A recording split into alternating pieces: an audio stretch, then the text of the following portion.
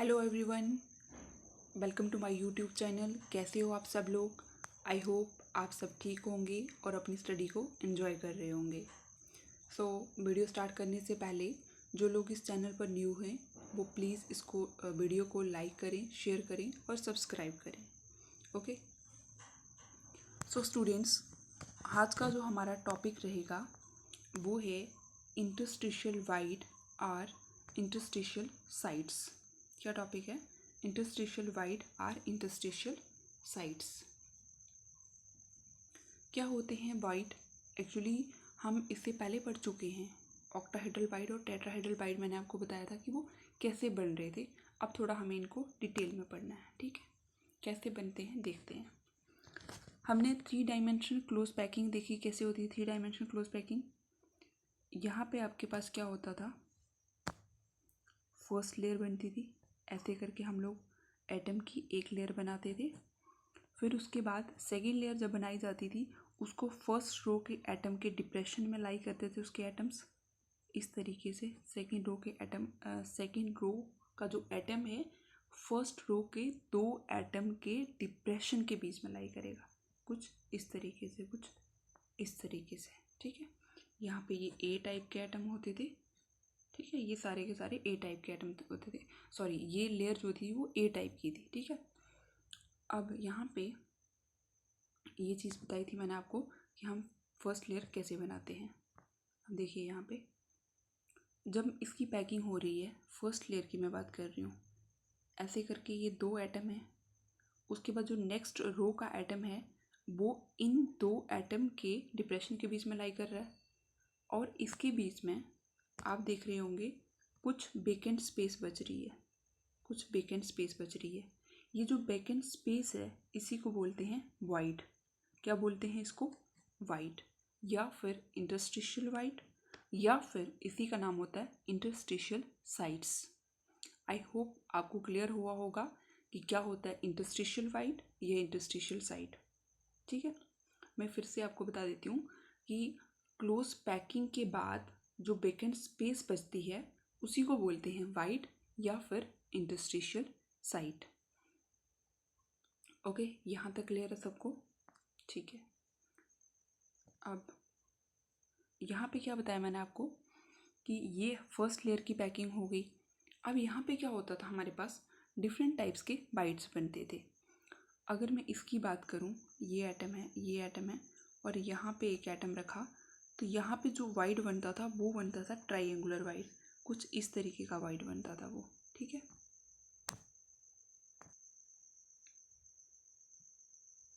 और हम यहाँ पे देखेंगे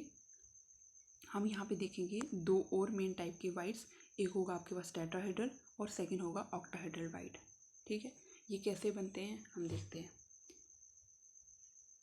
देखो, जो आपके पास टेट्राहेड्रल वाइड है ना, टेट्राहेड्रल वाइड है, वो कैसे बनता है मैं आपको बताती हूँ। ये आपने यहाँ पे 2 एटम लिए फर्स्ट रो के, तीसरा एटम जो है वो इन दोनों के डिप्रेशन में लाई करेगा। ये आपकी एक लेयर आ गई और यहाँ पे आपको ट्रायंगुलर टाइप का वाइड दिख रहा है। अब क्या होगा, सेकेंड लेयर में जो एटम होगा आप ठीक उसको, उस एटम को यहाँ पे प्लेस करोगे। कहाँ पे प्लेस करोगे? यहाँ पे प्लेस करोगे। लेकिन एक्चुअल में होगा क्या कि ये जो एटम होगा इसकी अरेंजमेंट आपको कैसी दिखेगी। ये 3D स्ट्रक्चर है ना, इसके ऊपर आप दिखा नहीं सकते ना कैसा वाइड बन रहा है। ये ऐसे होगा, ये ऐसे होगा, यहाँ पे ऐसे करके आपके पास एक ट्रायंगुलर वाइड बन रहा था। और जो एटम आपने इसके ऊपर प्लेस किया होगा वो ऐसे शो करना पड़ेगा। और यहाँ पे कुछ ना वैकेंट स्पेस क्रिएट करेगा ये भी, ठीक है। तो वैकेंट स्पेस क्रिएट करने के बाद क्या होगा कि यहाँ पे ये जो ट्रायंगल बना हुआ है इस तरीके से आपको टेट्राहेड्रॉन का स्ट्रक्चर दिख जाएगा। जब इसको ज्वाइन करोगे तो इसके बीच में जो वाइड बनेगा, अब 4 एटम को अरेंज करने के बाद जो वाइड क्रिएट हो रहा है उसी को बोलते हैं टेट्राहेड्रल वाइड। क्या बोलते हैं उसको?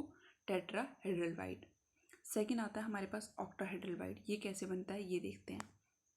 यहाँ पे क्या होता है कि आपके पास 2 ट्रायंगुलर वाइड, जब ये वाला ट्रायंगुलर वाइड और ये वाला ट्रायंगुलर वाइड, ठीक है, एक दूसरे के अपोजिट लाई करते हैं, यानी इनके अपेक्स जो है एक दूसरे के अपोजिट है। एक अपवर्ड है और दूसरा डाउनवर्ड है, इस तरीके से होते हैं। तो ये क्या करते हैं, यहाँ पे ये ऐसे है, ये वाला ऐसे ज्वाइन करोगे, ये वाला ऐसे, ये वाला ऐसे, ये वाला ऐसे, ऐसे करके यहाँ पे जो इसकी अरेंजमेंट होती है वो कैसी होती है, ऑक्टाहेड्रॉन। कैसी बनती है, ऑक्टाहेड्रॉन बनती है। और इसीलिए इसको बोलते हैं ऑक्टाहेड्रल वाइड। और जो वाइड बनेगा वो कैसा होगा, ऑक्टाहेड्रल वाइड। ठीक है, अब ये बनते कैसे हैं मैं आपको ये बता देती हूँ। देखो यहाँ पे क्या होता है हमारे पास, जो आपने फर्स्ट लेयर बनाई, फर्स्ट लेयर के एटम को अरेंज किया कुछ इस तरीके से। ठीक है, फर्स्ट लेयर बन गई आपकी। फर्स्ट रो के दो एटम के बीच में जब आप एक एटम को रखोगे तो यहाँ पे आपको एक ट्रायंगुलर वाइड दिखेगा। ठीक है, अब जो सेकंड लेयर बनेगी उसमें आपका ट्रायंगुलर वाइड बनेगा, क्योंकि वो वाला जो एटम होगा उसको आप यहाँ पे प्लेस करोगे। लेकिन जो थर्ड लेयर बनेगी उसका एटम, देखो मैं बताती हूँ आपको, यहाँ पे ये फर्स्ट लेयर हो गई। अब जो सेकंड लेयर बनेगी, वहाँ पे जो एटम प्लेस करोगे उसको आप यहाँ पे रखोगे इस वाइड के ऊपर। जब इस वाइड के ऊपर रखोगे तो यहाँ पे आपको टेट्राहेड्रल वाइड मिलेगा। लेकिन जब आप फोर्थ लेयर बनाओगे तो फोर्थ लेयर में एटम को ठीक इसके ऊपर प्लेस करोगे, तो आपको एक और ट्रायंगुलर वाइड मिलेगा। यानी कि एक मिला था आपको फर्स्ट लेयर में ऐसा, और थर्ड लेयर में मिला ऐसा, और इन दोनों की जो अरेंजमेंट है वो कैसी है, वो है ऑक्टाहेड्रल। और जो वाइड बनेगा वो बनेगा ऑक्टाहेड्रल वाइड। आई होप यहाँ तक आप सबको क्लियर हो गया होगा। ठीक है, क्या लिखा है देखते हैं हम लोग यहाँ पे। During packing of sphere that after arranging two layers A and B, we find two types of white marked A and C. The white C is created by four spheres is called tetrahedral white. ठीक है, जब हमने दो layer की arrangement की, मैं आपको बताती हूँ कैसे होता है। हमारे पास कल भी पढ़ा था हमने, ये आपकी फर्स्ट लेयर है, ये फर्स्ट लेयर की फर्स्ट रो है। सेकंड रो को आप ऐसे करके प्लॉट कर रहे हो, फर्स्ट लेयर के दो एटम के बीच का जो डिप्रेशन है उसके बीच में आना चाहिए, इस तरीके से ऐसे करके। ठीक है, अब यहाँ पे आपको दिखे थे वाइट, यहाँ पे आपने देखे थे डिफरेंट टाइप के वाइट। एक्चुअली यहाँ पे बनता है ए टाइप का वाइट, ये होता है वी टाइप का वाइट, और यहाँ पे फिर से ए टाइप का बनेगा, यहाँ पे बी का बनेगा, और यहाँ पे फिर से ए टाइप का वाइट बनेगा, और यहाँ पे भी आपको ए टाइप का वाइट दिखेगा, और साथ ही साथ यहाँ पे भी ए टाइप का वाइट दिखेगा। ठीक है, अब जब आप सेकंड लेयर बना रहे थे, सेकंड लेयर जब आप बनाते थे, ठीक है, तो सेकंड लेयर बनाते टाइम क्या होता था, जो बी टाइप के वाइट थे उनको ऑक्यूपाई करते हुए आप सेकंड लेयर बनाते थे। यानी कि यहाँ पे आप सेकंड लेयर बना रहे थे, यहाँ पे सेकंड लेयर बनती है, ठीक है, और यहाँ पे सेकंड लेयर बनती है। और सेकंड लेयर बनने के बाद बीच में जो स्पेस बचेगी ये भी एक टाइप का वाइट क्रिएट करेगी, जिसको हमने नाम दिया था सी। ठीक है, इससे इसकी ये बात कर रहा है कि यहाँ पे क्या बनेगा, सी बनेगा। जब पैकिंग करें हम सफ़ेयर की दो लेयर्स को अरेंज करके, तो हमें दो टाइप के वाइट मिल रहे हैं। दो लेयर की अरेंजमेंट की हमने। अब हम बी की बात नहीं करेंगे क्योंकि टेट्राहेड्रल वाइट बना रहा है, हम ए की बात करेंगे और सी की बात करेंगे। हमें दो टाइप के वाइट मिल रहे हैं। जो सी वाइट है, the void C is created by four sphere. जो सी वाला वाइट है तो ये फोर सफेयर से क्रिएट हो रहा है, जिसको हम लोग टेट्राहेड्रल वाइट बोलेंगे। ठीक है, मैंने अभी आपको समझाया कि क्या होता है टेट्राहेड्रल वाइट, जो फोर सफेयर की अरेंजमेंट से मिल रहा है हमें। ठीक है, तीन सफेयर ऐसे करके अरेंज किए थे हमने, यहाँ पे कुछ ना कुछ, यहाँ पे कोई खाली स्पेस बच गई थी, उसके ऊपर जब हमने एक और एटम रखा तो उस एटम के बीच में यहाँ पे ये जो वाइट बन रहा है, दिस इज सी, और ये जो सी वाइट है यही हमारे पास क्या है, टेट्राहेड्रल वाइट है। और जो ए वाला वाइट है यहाँ पे है ए वाला, तो ये सिक्स सफेयर से बन रहा है। कैसे, देखो यहाँ पे क्या होगा, अब इसके ऊपर आप एक एटम रखोगे, ठीक है, सॉरी इसके ऊपर, हाँ इसके ऊपर एक आपने एटम रखा, ये सेकंड लेयर होगी। जब थर्ड लेयर बनाओगे तो एग्जैक्टली फर्स्ट लेयर के ऊपर वो एटम आएंगे। तो एग्जैक्टली फर्स्ट लेयर के ऊपर जब एटम आएंगे, तो मैंने आपको बताया कि फर्स्ट लेयर में वाइट कैसा था आपका, ट्रायंगुलर वाइट था ना, ट्रायंगुलर वाइट था। और थर्ड लेयर में जो वाइट मिलेगा वो भी ट्रायंगुलर होगा। जब उन दोनों को, ये आ गया आपका फर्स्ट लेयर का, ये आ गया आपका फर्स्ट लेयर का वाइट, कैसे करके है, ये ऐसे करके है, ठीक है। और जो थर्ड लेयर का वाइट है वो भी कुछ ऐसे करके है, ठीक है।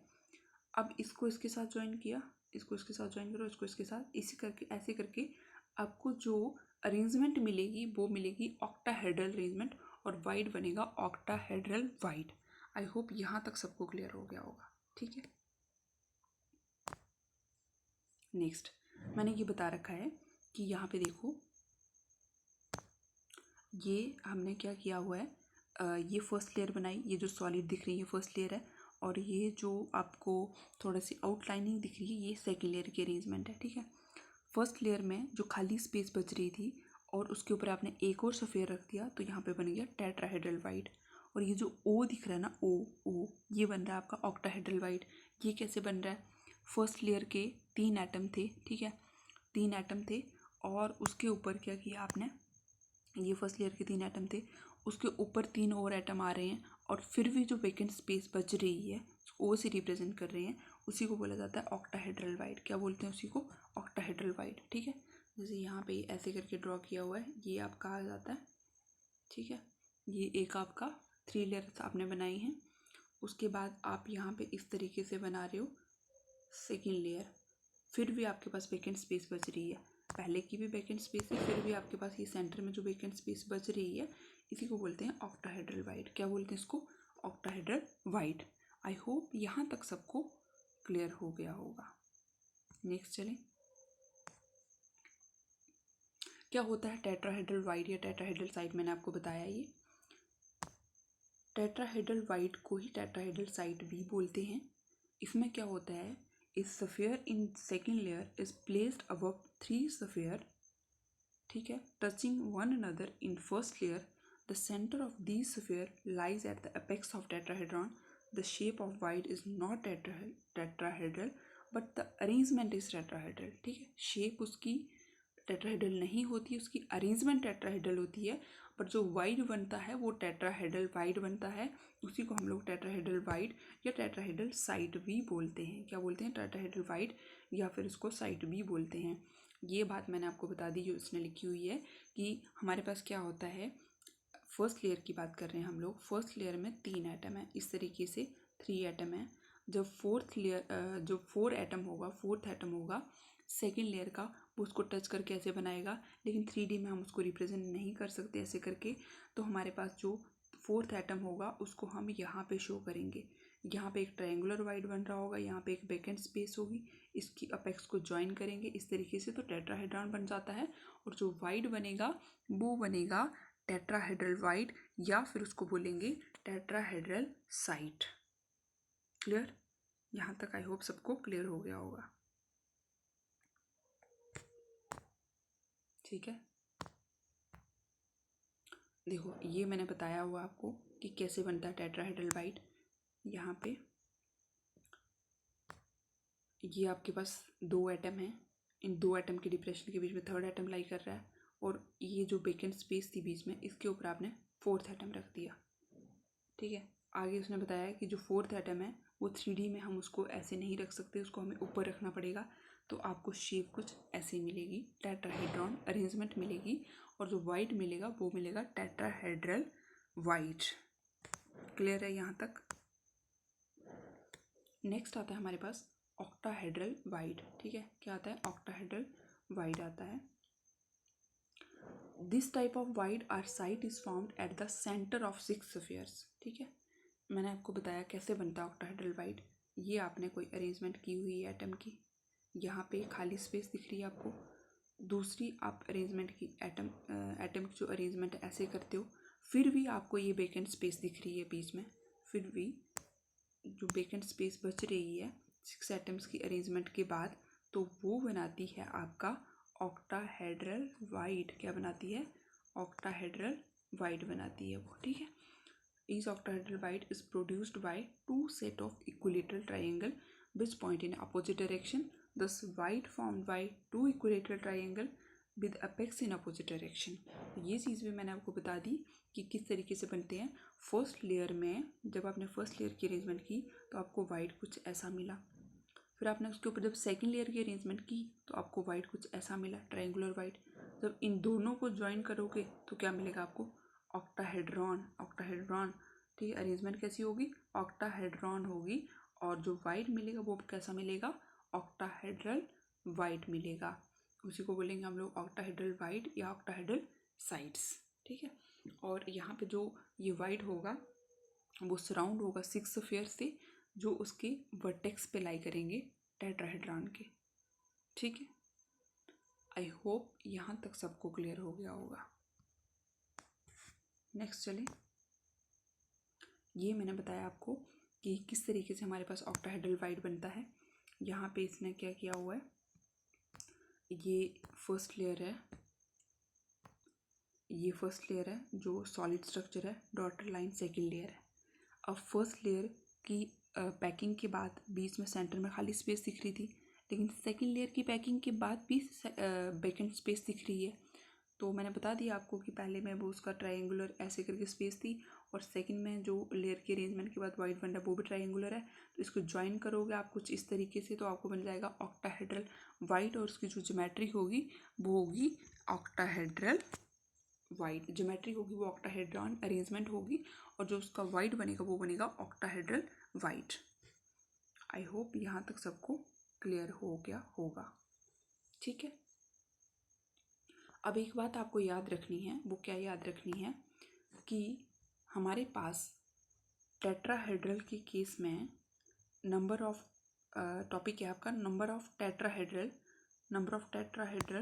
एंड ऑक्टाहेड्रल वाइड, ठीक है। टेट्राहेड्रल के केस में 2 वाइड बनते हैं, ऑक्टाहेड्रल के केस में 1 वाइड बनता है। क्या लिखा है, there are 2 tetrahedral void for each sphere and there is only 1 octahedral void for each sphere.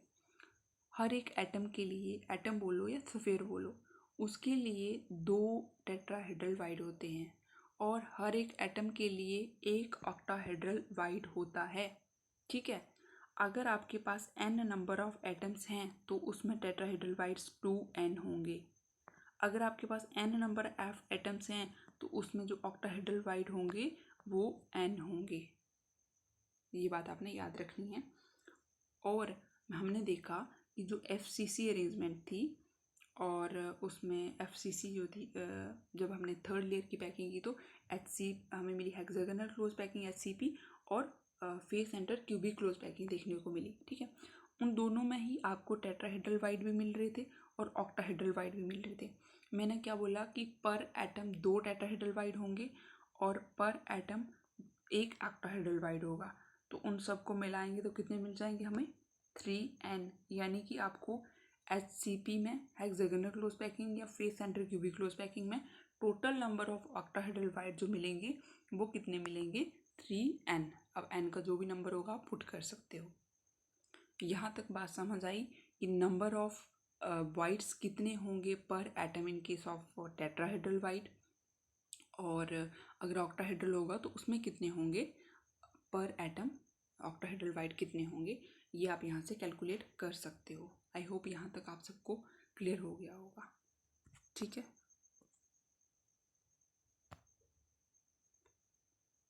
ये यहाँ पे कोऑर्डिनेशन नंबर बताया हुआ है, सॉरी। अब यहाँ पे हम लोग बात करते हैं कोऑर्डिनेशन नंबर की। किसकी बात करते हैं, कोऑर्डिनेशन नंबर की। क्या होता है कोऑर्डिनेशन नंबर, मैंने आपको बहुत बार बताया क्या होता है कि एक एटम जो है वो नियर बाय कितने एटम से सराउंड है वही उसका कोऑर्डिनेशन नंबर होता है। जैसे ये वाला एटम है, सेंट्रल एटम है, ये नियर बाय कितने एटम से सराउंड है, 1 2 3 4 5 6, ये 6 एटम से सराउंड है। इसी को बोलते हैं coordination number of that atom. तो उसका कोऑर्डिनेशन नंबर कितना हो जाएगा, 6 हो जाएगा। क्या डेफिनेशन है कोऑर्डिनेशन नंबर की, the number of spheres which are touching a given sphere is called coordination number, ठीक है। तो कोऑर्डिनेशन नंबर क्या हो जाएगा आपका कि एक स्फीयर को नियर बाय कितने एटम्स ने सराउंड किया हुआ है वही उसका कोऑर्डिनेशन नंबर होगा, ठीक है। Coordination number is the closest neighbour of any constituent particles in the lattice.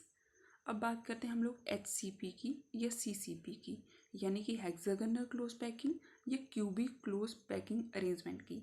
यहाँ पे हमने देखा था कि जो एक एटम था वो 6 अदर एटम के साथ कांटेक्ट में था एक प्लेन में, ठीक है, यानी कि एक लेयर में, और 3 के साथ टच में था वो फर्स्ट और थर्ड में। तो टोटल वो कितने एटम्स के टच में था? 12 एटम के टच में था। इसीलिए इसका कोऑर्डिनेशन नंबर कितना होता है? 12।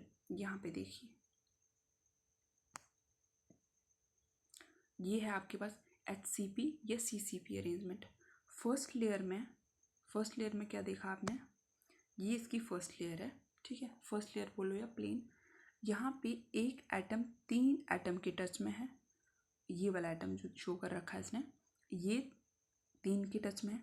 सेकेंड लेयर में ये 6 एटम के टच में है, और थर्ड लेयर में ये फिर से 3 एटम के टच में है। तो टोटल ये एटम कितने एटम के साथ सराउंडेड है? 12 एटम्स। 3 और 6 9 प्लस 3 कितने हो गए? 12।